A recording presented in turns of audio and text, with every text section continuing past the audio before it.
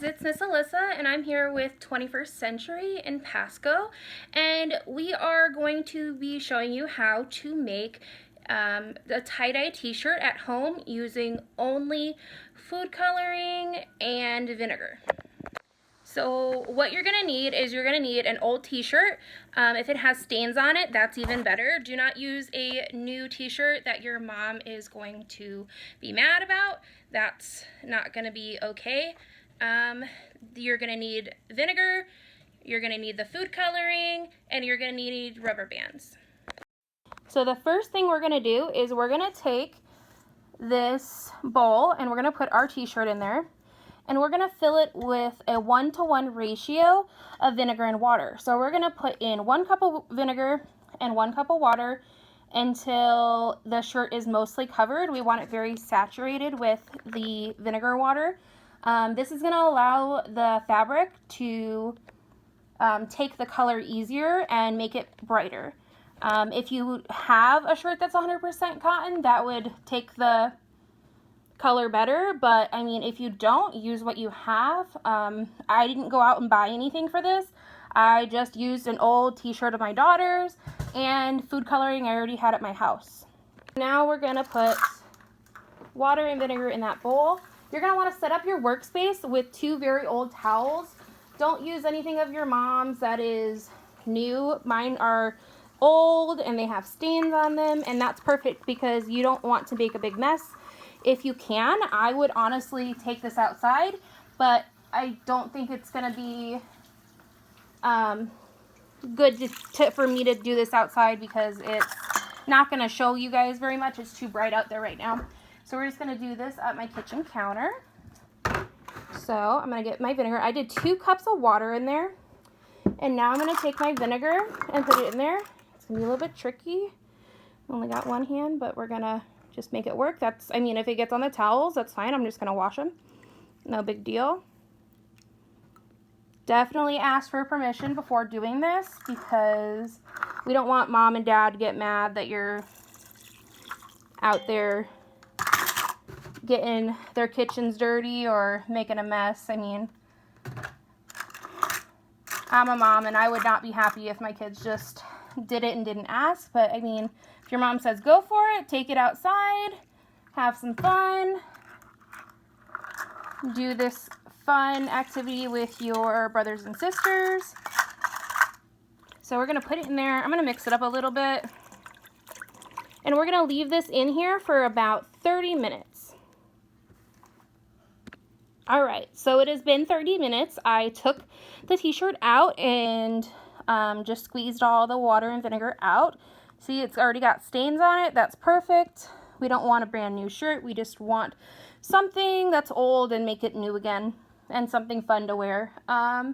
So we're going to take this and we're going to like twist it. You can twist it. You just want to put a lot of rubber bands on it so you'll have different design. I'm just going to just twist it in the middle, and then I'm going to put a rubber band on here, and then I'm going to put more rubber bands. So I'm going to show you how it looks. I'm going to just do it one at a time. I'm going to need 2 hands for this, so I'm just going to do one, show you what it looks like, do another one, show you what it looks like, and so on. It doesn't matter what design you make, it's going to look cool. So I did my first one on here. I just twisted it. You're going to want to twist it because that's what's going to make the swirls. So I'm going to twist it a little bit more, and I'm going to put another rubber band on here and keep going. So now we have this twisted mess, and I'm going to take the bottom. I think I'm going to take these 2 sections and do them individually. It doesn't really matter. Your design is going to be unique, and I've never done a tie-dye and it not come out good unless you choose colors that don't complement each other. And we'll talk about that a little bit when we get to the actual dyeing part. So now I have this shirt rubber band ball, and we are going to start putting our dye on. So for the food coloring, we're going to want to mix 1 cup of food coloring, 1 cup of water, and then 8 to 15 drops of food coloring. The darker your food coloring is in here, the darker your colors are going to come out on your shirt. And I want mine kind of dark because it's going to wash out a lot. So I think I'm going to go 15, maybe even 20. We'll see what the water looks like. If it looks really dark, I'll stop. If it doesn't, we'll see. So you want to pick colors that are complementary to each other. So if you pick red and blue, or red and yellow, or blue and yellow, those are all primary colors, and they're going to mix together, and they're going to make a beautiful secondary color. But if you use two secondary colors like purple and green, they might turn into a brown but muddled mess. So you want to pick colors that are on opposite sides of the color wheel. So red and blue, red and yellow, pink and blue, yellow and green. I mean, you want to pick those types of colors to mix together, or you're going to end up with brown. So I think today I'm going to pick pink, which is going to be kind of close to a red, and blue, because when they mix together, they're just going to make like a purpley effect. And I feel like that's the kind of t-shirt I want for my daughter, because I think that's what she'll wear. So we're going to start. We're going to get our 1 cup of water. So I'm just going to put them in cups because I don't have those fancy sprayer things for tie-dye. I'm just going to do a cup and a spoon and just kind of like ladle it on there, and we'll see what happens. If you have a sprayer or those fancy tie-dye bottles, you can go ahead and do it. But I mean, I didn't have it, and I didn't want to go out and spend money on it. I wanted this to be very cheap, and made out of stuff that you guys already have at home, because I wanted as many kids to be able to do this as possible. I didn't want you to have to go and say, Mom, I need tie-dye coloring, or, oh, Mom, I need a new white shirt. You can use everything that you already have at your home. It doesn't matter if your shirt has a print on it that's white. I mean, it is what it is. As long as your mom say, yeah, go ahead, you can do it, then I would definitely try it out. So I'm just going to get a spoon and fill these with water.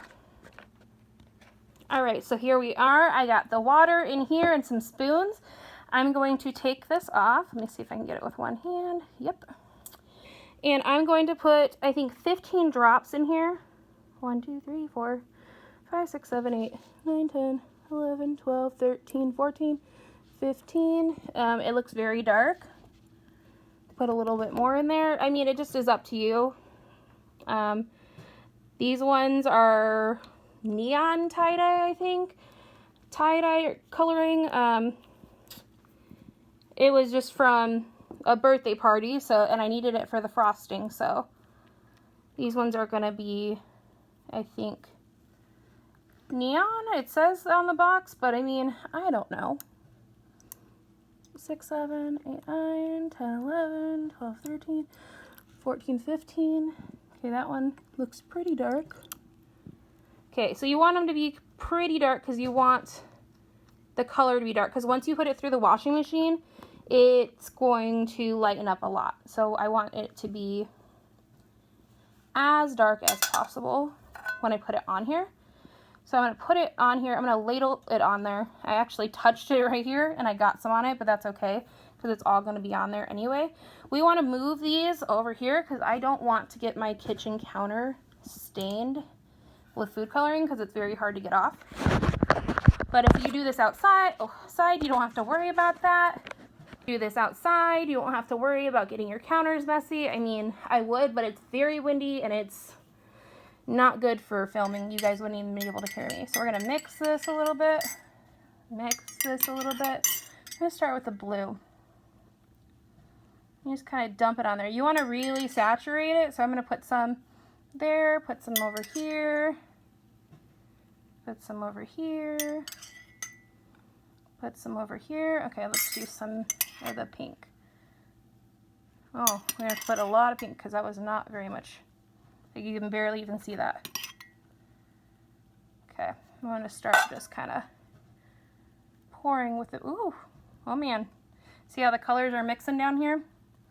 They're turning kind of a purpley color. Woo! Ideally do this with a spoon, but I only have one hand because I'm trying to film this. So the spoon is just going to take me a long time to do, and I was just kind of want to, whoops. Okay, yeah, definitely Definitely do this outside if you can, but I mean, we'll just kind of dip it in there. There's no wrong way you can do it, so throw this on this side. Ooh, so cool. Put some more pink on this side. All right.